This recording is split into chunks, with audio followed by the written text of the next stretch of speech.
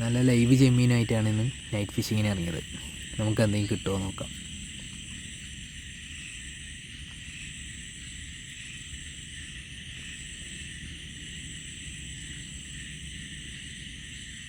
നമ്മൾ ആദ്യത്തെ മീനടിച്ചിട്ടുണ്ട്. ഏട്ടയാണ് കിട്ടിയത്. നമുക്ക് മോശമില്ലാത്തൊരേട്ടയാണ്.